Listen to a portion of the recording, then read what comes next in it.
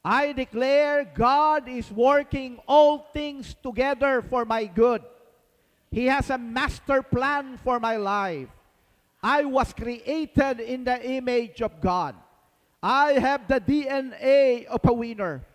I am the head, never the tail. Above, never beneath. I will live with purpose, passion, and praise, knowing that I was destined to live in victory. I am expecting God to overwhelm me with His goodness and amaze me with His power. I declare I am special and extraordinary. I had been custom-made. I am one of a kind. I am His masterpiece. I am a child of the Most High God, made in His very image. I will see exceedingly, abundantly, above and beyond favor. I am a walking blessing. I am the salt of the earth and the light of the world. These are all my declarations. In the name of our Lord and Savior Jesus Christ. Amen. Praise the Lord. At bago po kayo umupo, lapitan mo ang tatlong tao. Sabihan mo, pabanal ka ng pabanal, payaman ka ng payaman, pahusay ka ng pahusay. Pabanal ka ng pabanal, payaman ka ng payaman, pahusay ka ng pahusay.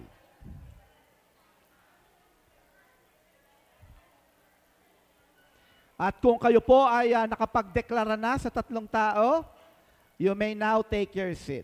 Praise God.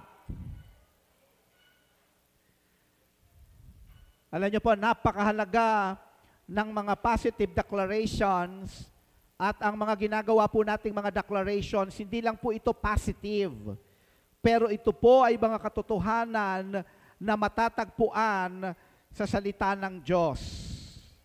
At kapag sinabi ng Diyos, ito po ay magkakaroon ng kaganapan. Amen.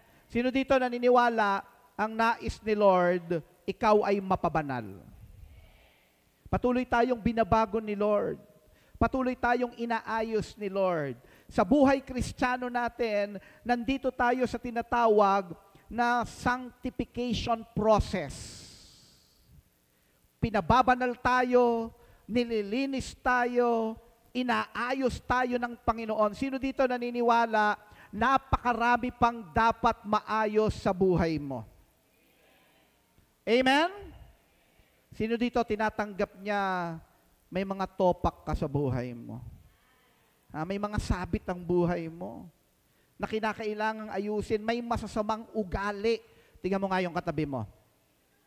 Mukhang harmless. Baka mukhang mabait. Pero dapat meron tayong pag-amin na kailangan natin si Lord. Amen? At sa tuwing tayo ay nagdedeklara, ang ibig sabihin, pinaniniwalaan natin na magkakaroon ng katotohanan, katuparan ang mga salita ng Diyos. Praise the Lord.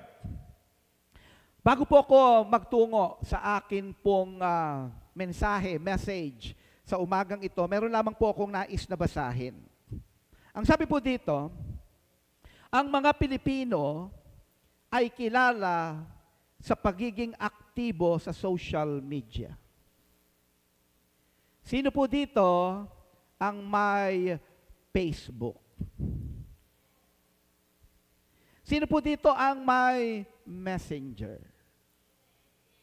Noong unang panahon, pag ang pinag-usapan po natin ay medium of communication, lalong-lalo na po sa mga taong malayo sa atin, mga mahal natin sa buhay na nasa abroad, overseas.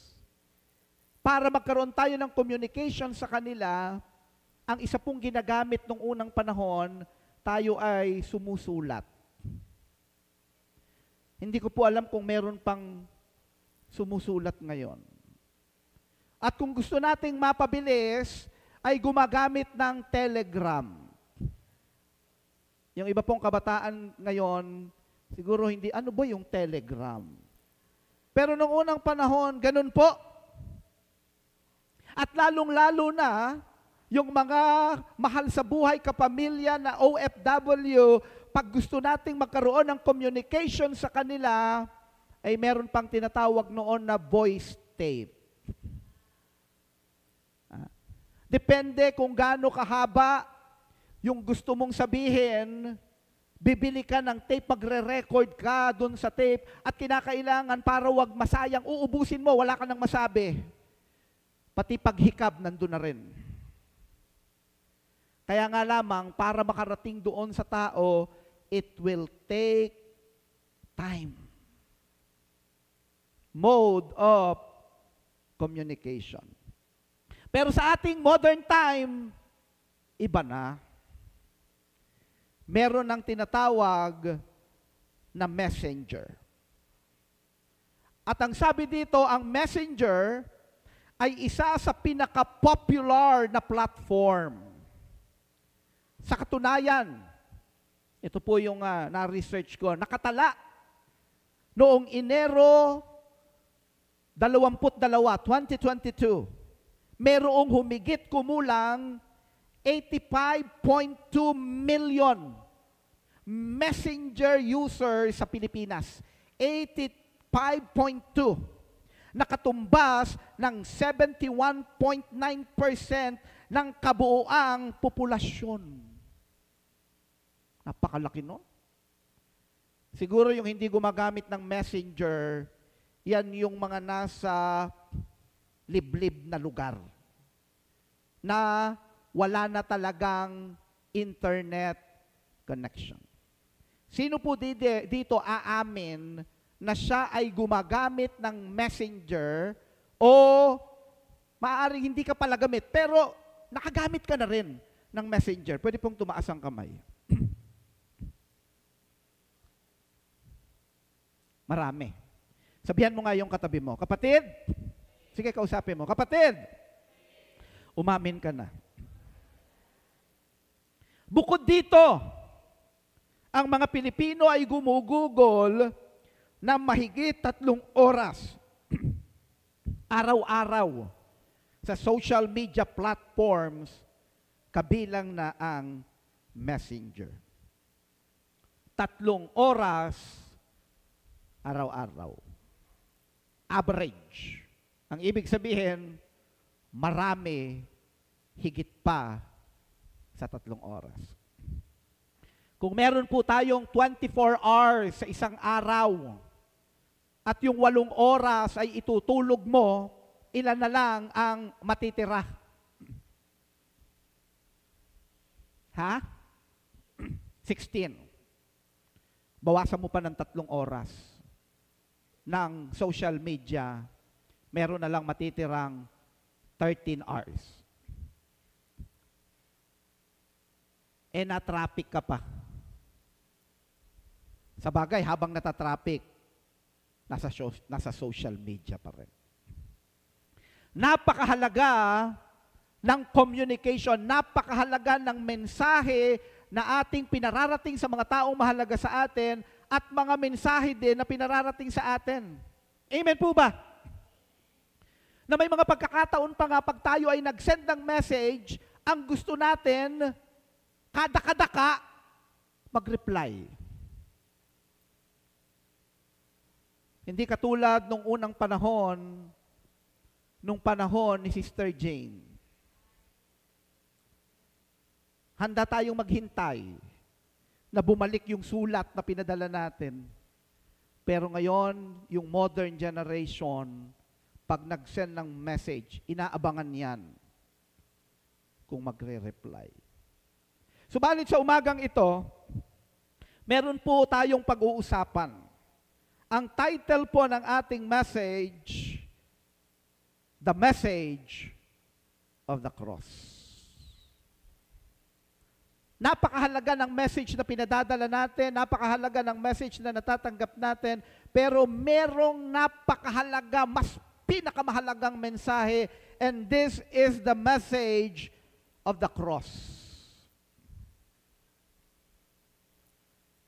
Ang sabi po ng 1 Corinthians chapter 1 verse 18, for the message of the cross is foolishness to those who are perishing, but to us who are being saved, it is the power of God. The message of the cross is the power of God. Sana po mag-sink in yan. Akala kasi nung iba, ang kapangyarihan nandoon sa suot niyang krus. Kaya pag nagsuot ng krus, eto na. Lahat ng mga maligno, hindi na kayo makakalapit sa akin. Dahil meron akong suot na krus.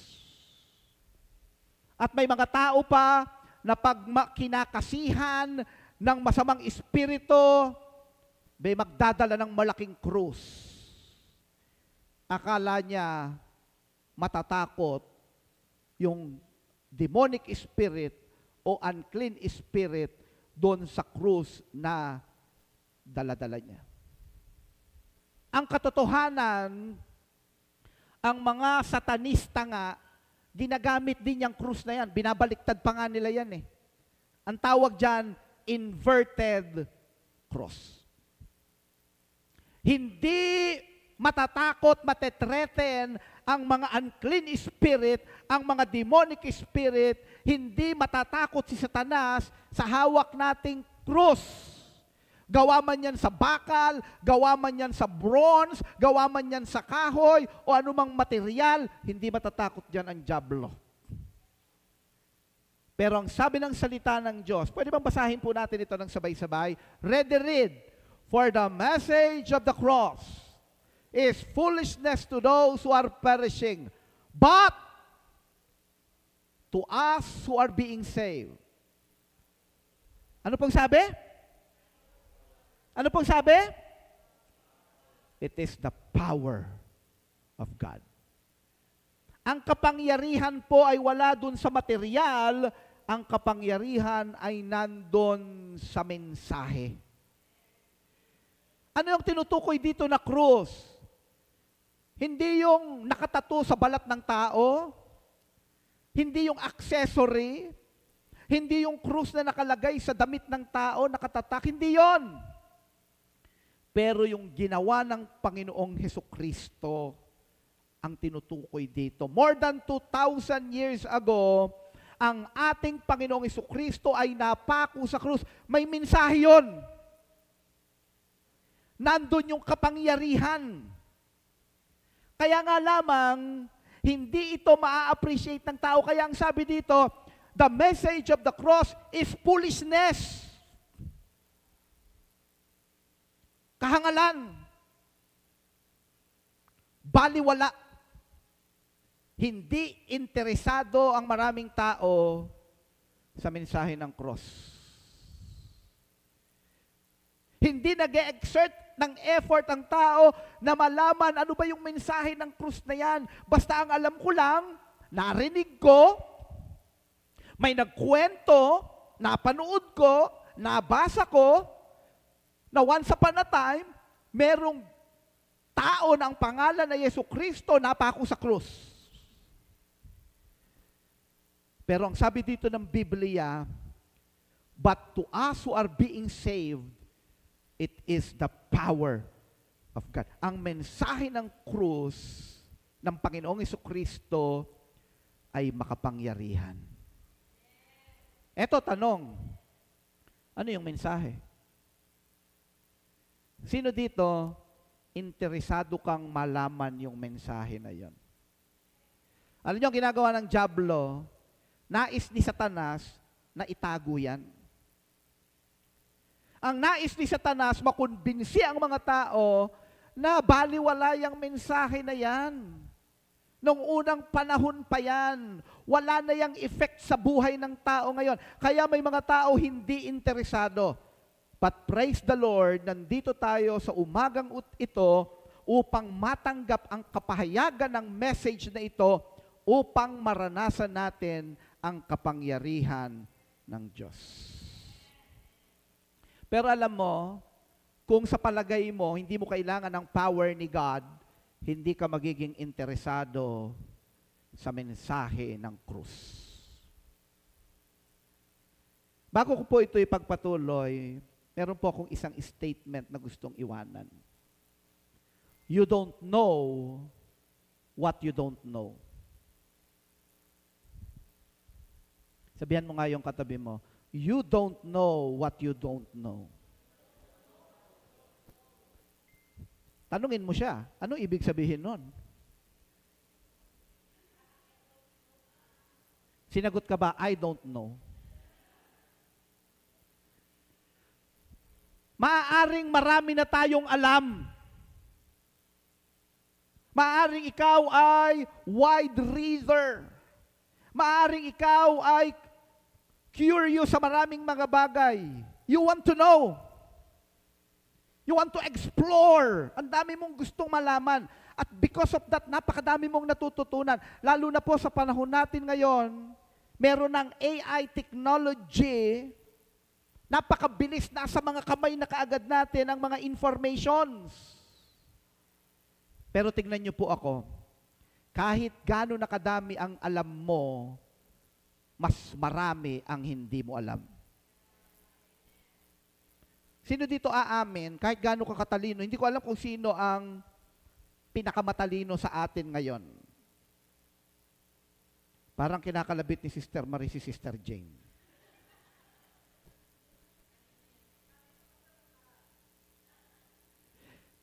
Kahit gaano tayo kaalam, kahit gaano tayo katalino, kahit gaano karami ang alam natin, mas marami pa rin tayong hindi alam. At may mga pagkakataon dahil napakadaming alam ng tao, nagiging palalo tayo, nagiging boastful tayo sa Diyos na para bang alam na natin lahat. But I want you to know that you don't know what you don't know. Napakarami pa nating dapat matutunan. At ito pa, you thought you know what you know. Sabihan mo nga yung katabi mo, you thought you know what you know. E tanungin mo, ano yon? Akala mo, alam mo na yung alam mo. Pero ang totoo, hindi mo alam. Amen! Ayan po yung message natin sa umaga. Kaya kailangan natin lumapit kay Lord. Kaya kailangan natin ang power ni God. Hindi tayo pwedeng magbalaki sa Diyos. Kinakailangan magpakumbaba tayo kay Lord. Ito pa, another message. John chapter 10, verse 10. The thief, ang magnanakaw, the devil, Satan himself, does not come except to steal and to kill and to destroy. Ang diablo ay naparito, ang kanyang misyon, ang kanyang tanging misyon ay magnakaw, pumatay, magwasak. At napakaraming buhay ang ninanakawan ng diablo. Alam niyo ang problema sa nakaw? Hindi malalaman ng ninanakawan na siya ay ninanakawan, malalaman niya lang pag siya ay nanakawan na. Ulitin ko po yan.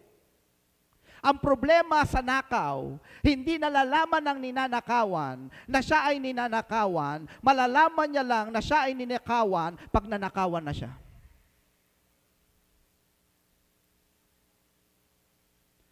Ang ibig sabihin, kapag binuksan niya na yung kanyang bag, doon niya lang malalaman, ninakawan na ako. Wala na yung aking picture. Kasi yung picture niya nasa cellphone. Ninakaw na ang kanyang cellphone. Napakasakit sa loob manakawan ng cellphone. Amen? Lalo na 3310.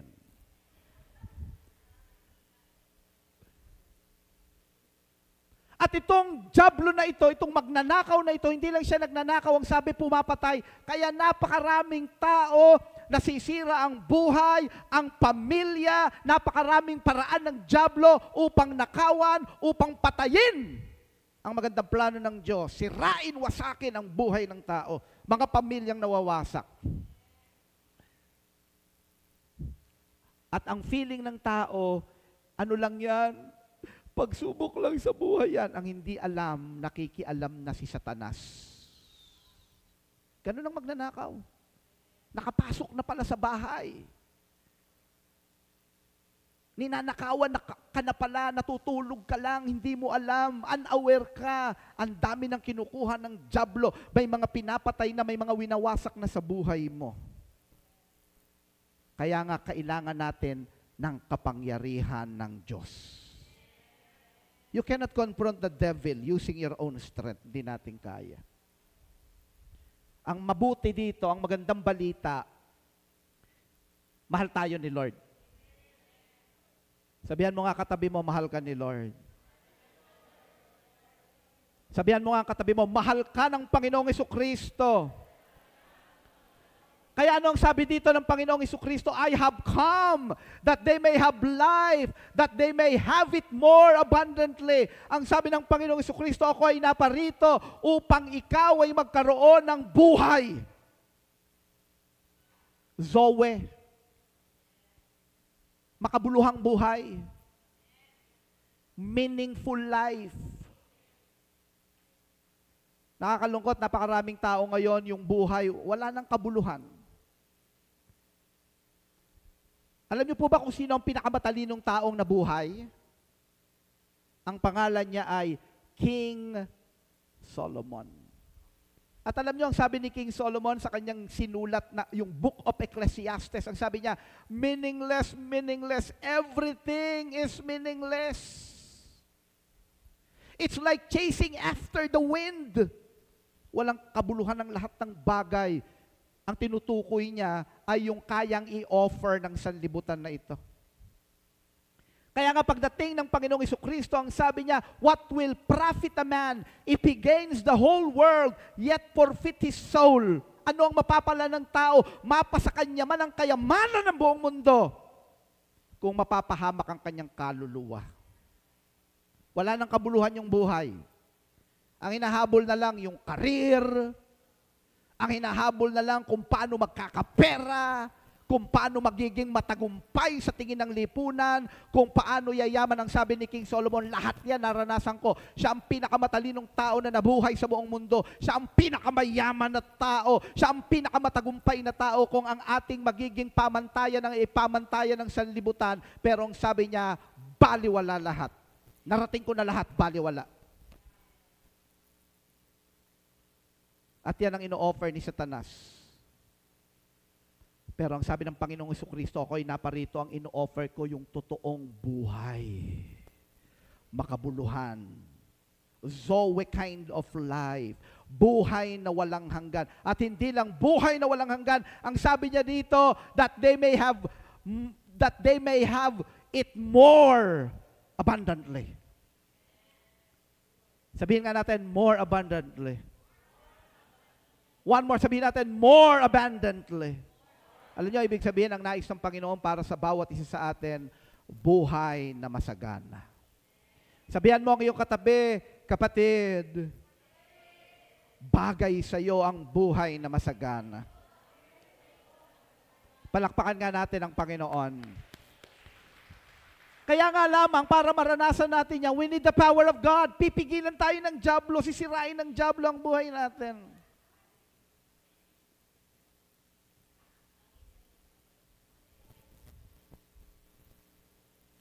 Para po sa mga first time na naririto, ang ministry po ng Christ the Rock, tayo po ay ginagamit ng Panginoon upang maraming mga tao ang makalaya sa kapangyarihan ng diablo.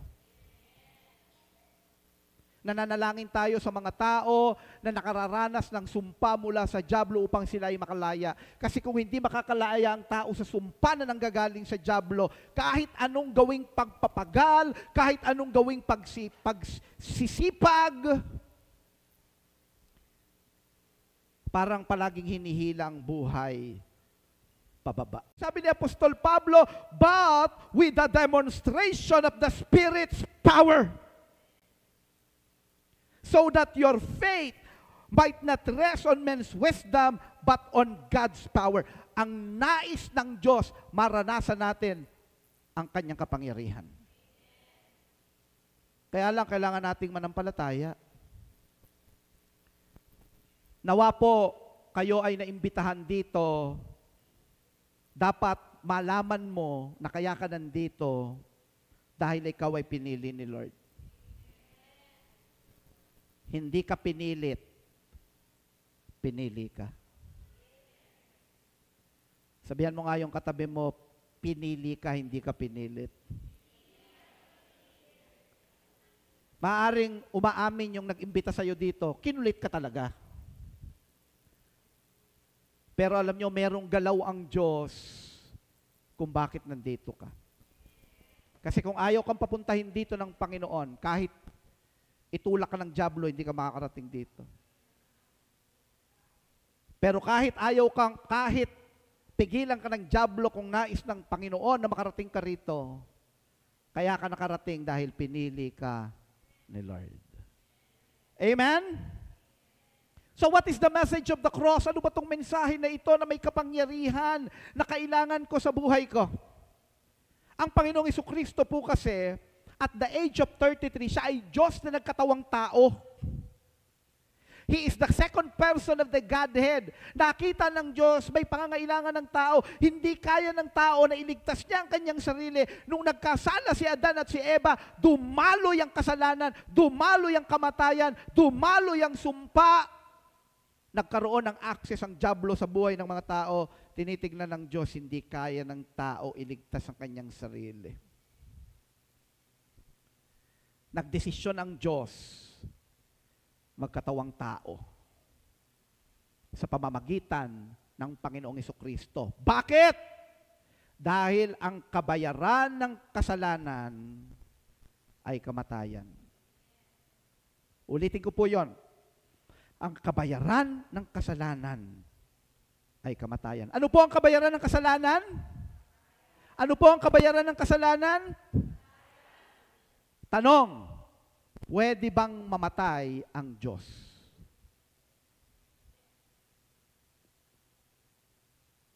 Kasi pag sinabing God, ang synonym niyan, immortal. Hindi pwedeng maging mortal ang Diyos. God is immortal. Hindi pwedeng mamatay ang Diyos. Another question. Pwede bang ang Diyos ay magkatawang tao? Kaya niya ba? Yes. Walang imposible sa Diyos. Ang tawag po dyan, incarnation. Ang Diyos, nagkatawang tao. Nung nagkatawang tao na ang Diyos sa pamamagitan ng Panginoong Jesucristo, ang tanong, ang tao ba pwedeng mamatay? Pwede na siyang mamatay. Dahil nagkatawang tao na siya. At ang kabayaran ng kasalanan na yan, kamatayan. Kaya nga't ang Panginoong Jesucristo at the age of 33, siya ay napako sa krus. Yan po ang pinakamatinding uri ng kamatayan. Yan ang pinakamasakit na uri ng kamatayan nung panahon na yon at maging hanggang ngayon. Bakit siya napako sa krus? Upang bayaran ang kaparusahan ng ating mga kasalanan. Sabihan mo nga ang katabi mo, kapatid, special ka kay Lord. Alam niyo ang ibig sabihin ng special? Ito ay parang siopaw na may pula. Amen. Sabihan mo ang katabi mo, kapatid, mukha kang siopaw na may pula. Anong ibig sabihin nun? Hindi yun negative. May bahid ng dugo ng Panginoong Jesucristo. Amen? Hindi ka ordinaryong siopaw. Ikaw ay special na siopaw. Kaya nga po sa John chapter 19 verse 30, nung ang Panginoong Jesucristo ay napako sa krus, ang sabi dito, when He had received the drink, Jesus said, "It is finished." With that, He bowed His head and gave up His spirit. It is finished. Grabe. Yang sinabi na yan ng Panginoong Jesucristo sa krus ng Kalbaryo, fully loaded yan. Nandyan yung message ng cross. Puri ng Panginoon, nandito tayong lahat upang matanggap yung message na ito, na kung saan dyan dumadalo yung kapangyarihan ng Diyos. Sino dito willing maranasan, matanggap yung power ni God? Can I hear your loud amen? Mas malakas pa na amen. Ang salitang "it is finished" sa salitang Greek, tetelestai.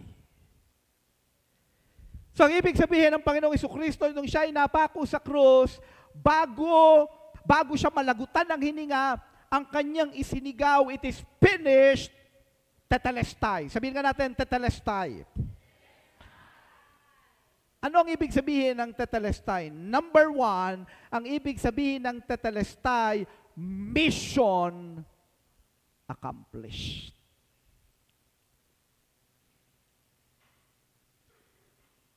So, ang totoo, ang salitang tetelestai, hindi siya religious word.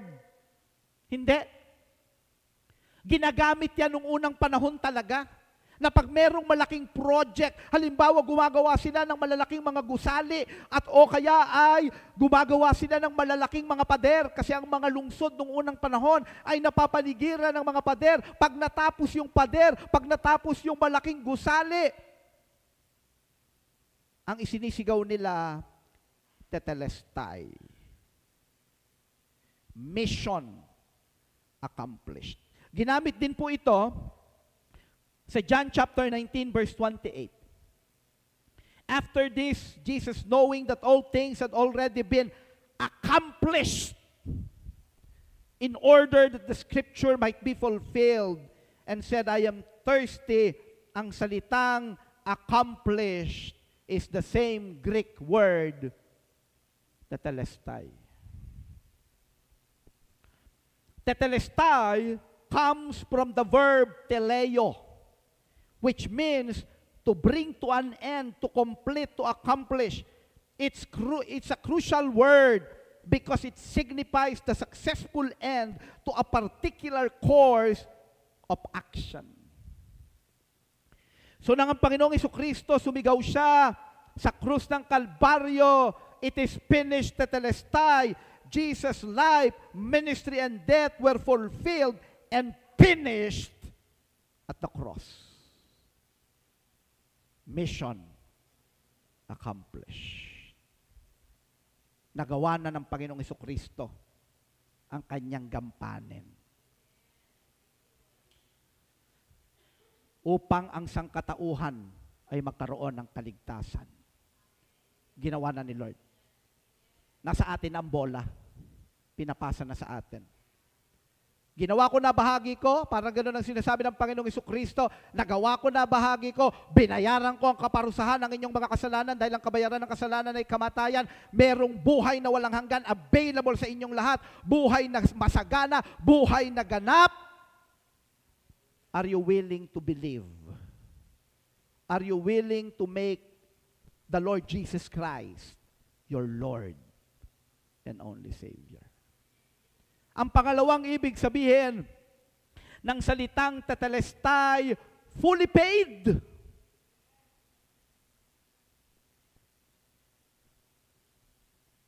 Dahil may kabayaran ang kasalanan. At kailangan ito ay mabayaran. Parang ano to? Parang isang tao nakagawa ng krimen, at nung siya ay dinala sa husgado, napatunayan na siya ay nagkasala, at ang sabi ng hukom, ang kaparusahan sa iyo ay 10 taong pagkabilanggo. Ilang taon? 10 taon.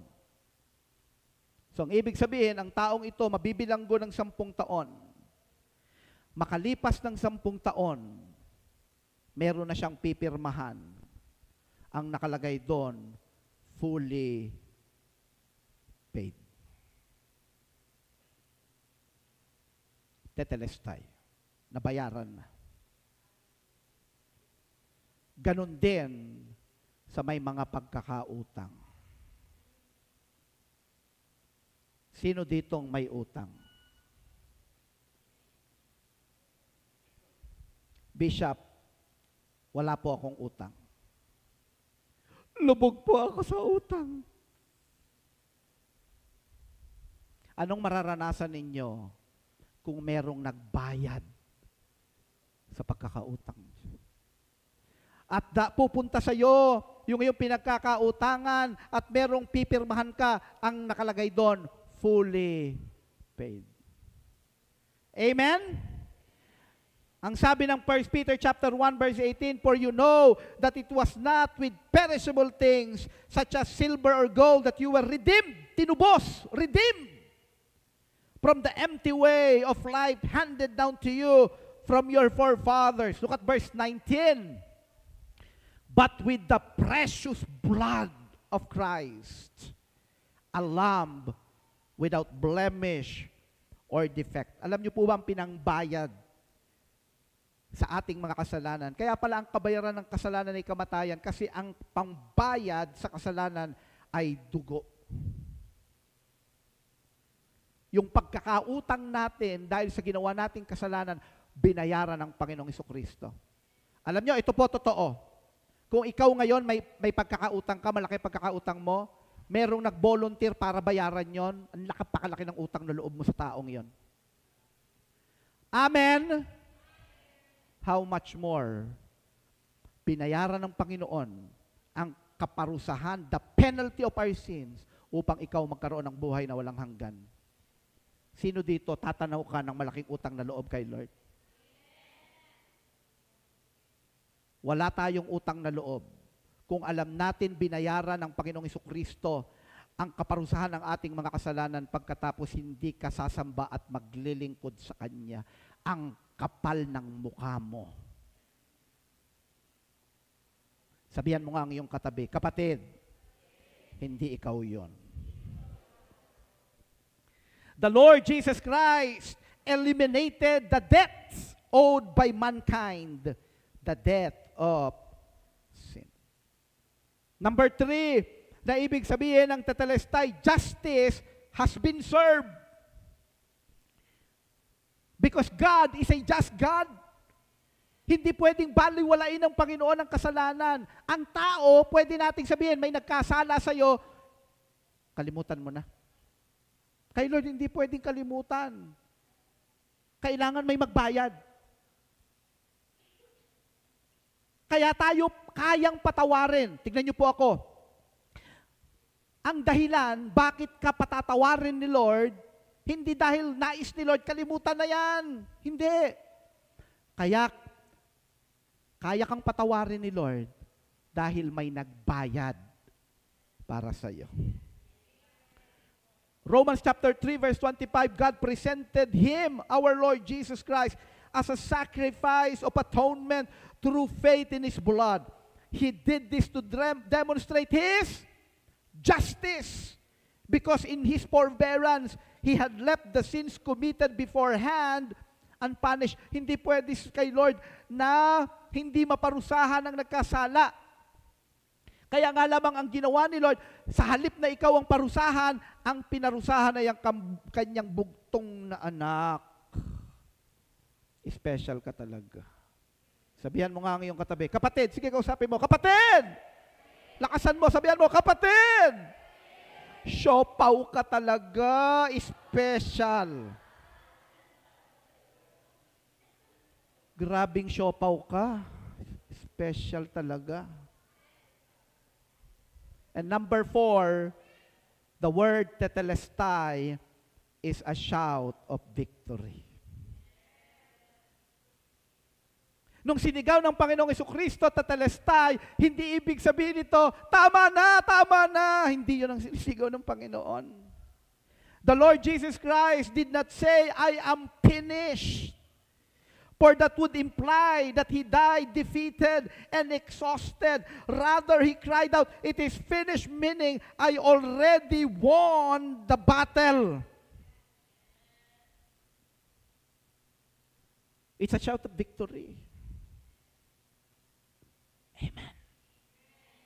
It's not a shout of defeat. Nung unang panahon, kapag ka may digmaan, maiiwan ang mga mahihina. Maiiwan ang mga walang kakayanang makipaglaban. Maiiwan ang may mga sakit at karamdaman.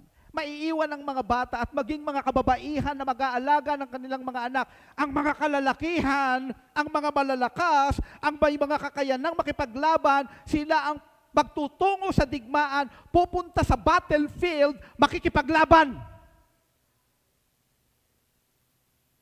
At kapag ka sila ay nagtagumpay, magpapadala sila ng mensahero para bumalik doon sa lungsod. Ang tawag dun sa mensahero na yon, evangelist.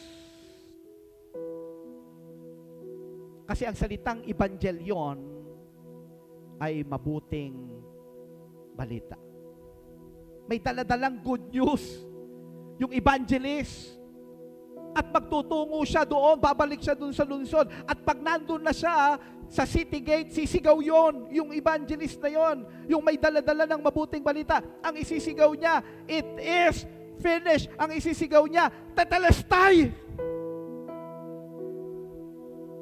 Ang sinisigaw niya, "Nagtagumpay tayo." Ang sinisigaw niya doon sa mga naiwan. Ang sinisigaw niya doon sa mga mahihina, doon sa may mga sakit at karamdaman, doon sa mga bata, doon sa mga kababaihan, doon sa mga walang kakayanang makipaglaban. Ang sinisigaw niya, "Nagtagumpay ka." Sabihan mo nga yung katabi mo, "Nagtagumpay ka." Sabihan mo nga yung katabi mo, "Siopaw ka talaga, special."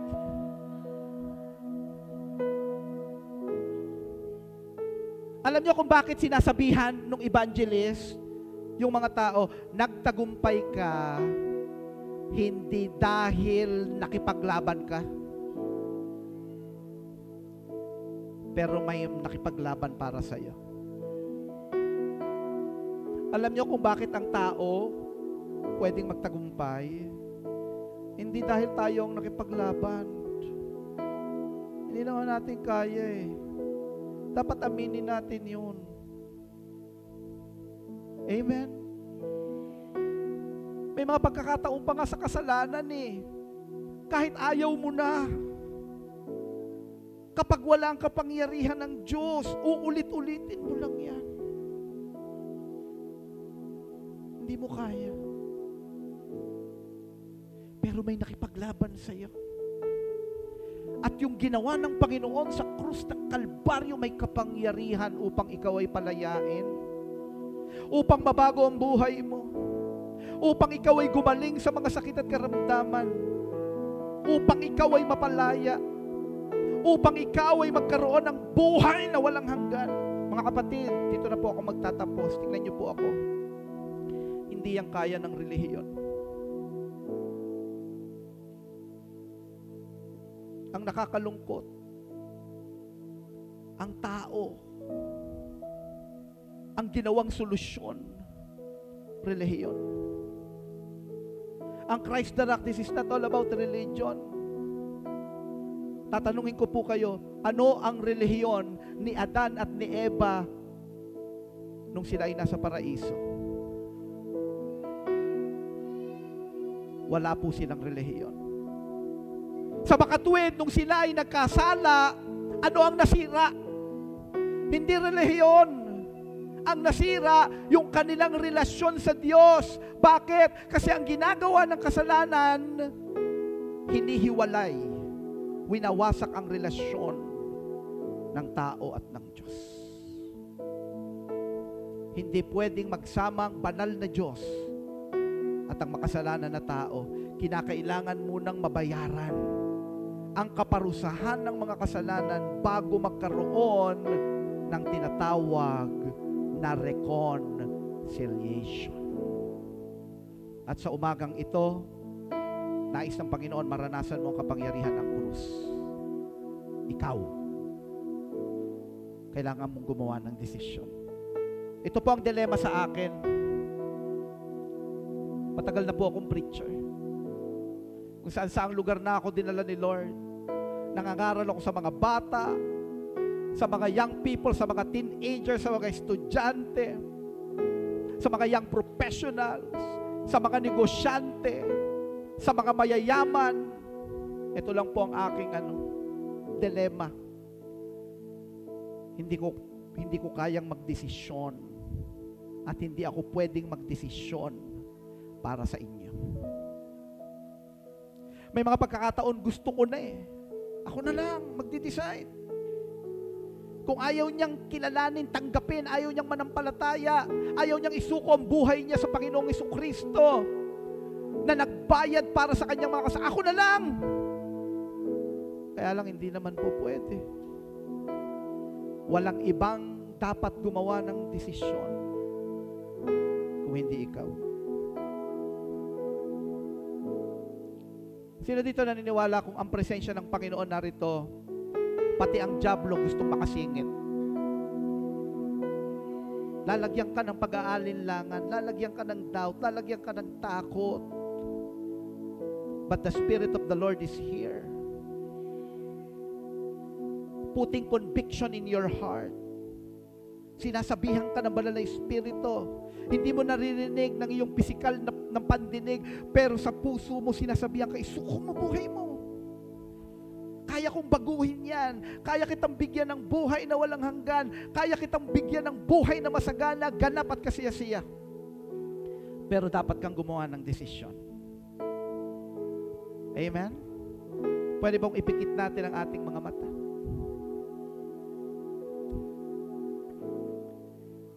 Huwag mo na munang pansinin ang iyong katabi. Ang katabi mo ngayon ay walang kakayanan na iligtas ang iyong kaluluwa. But the Holy Spirit, the sovereign Holy Spirit is here. The presence of God. The presence of God. At hinihintay kang gumawa ng desisyon. Sino yung nandito ngayon, natanggap mo ang mensahe? For the message of the cross is foolishness to those who are perishing, but to us who are being saved, it is the power of God. Kung nais mong tanggapin ang mensahe ng krus upang maranasan ang kapangyarihan ng Diyos, nais mong kilalanin ang ginawa ng Panginoong Jesucristo sa krus ng Kalbaryo, nais mong kilalanin siya, manampalataya, tanggapin siyang Panginoon na tanging tagapagligtas ng iyong buhay, gagawa po tayo sa umagang ito habang nakapikit ang inyong mga mata. Gagawa tayo ng pagtanggap. Mananalangin tayo, kakausapin natin si Lord. Kung ikaw narito ka ngayon, alam mo kinakausap ka ng banal na Espiritu, pwede bang tahimik kang tumayo? Kung alam mong ikaw yon, huwag kang mahihiya. Nagkaroon din ng pagkakataon sa buhay ko, ginawa ko yung desisyon na yan.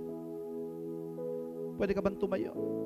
At sama-sama tayong mananalangin. Tahimik kang tumayo. Sa iyong pagtayo, gumagawa ka ng desisyon. Lord, gumagawa ako ngayon ng desisyon. Nais kong maranasan ang kapangyarihan ng krus. At nais kitang kilalanin at tanggapin na Panginoon at taging tagapagligtas ng aking buhay. Sa lahat po ng tumayo, pwede ka bang sumabay sa panalangin? Buong puso, habang nakapikit ang iyong mata, buong puso, manampalataya ka, sabihin mo, Lord Jesus Christ. Sige, sabihin mo, Lord Jesus Christ, patawarin mo po ako sa lahat ng aking mga kasalanan. Linisin mo po ako ng iyong banal na dugo na tumigi sa krus ng Kalbaryo. Simula ngayon, Lord Jesus Christ, tinatanggap kita bilang Panginoon at tanging tagapagligtas ng aking buhay. Simula ngayon, sasambahin kita at paglilingkuran kita habang buhay. Hayaan niyo pong ipanalangin ko kayo, pagpalain niyo po ang mga kapatid na ito na gumawa ng decision. May your protection be upon them, and may they grow, O God, more and more in their new intimate relationship with you. Mas makilala at maranasan ka po nila, lalong-lalo na po ang isang buhay na sagana, ganap at kasiyasiya. Marami pong salamat. Thank you for your message. We praise you, we honor you. We give you all the glory. In the mighty name of our Lord Jesus Christ we pray. Amen. Amen.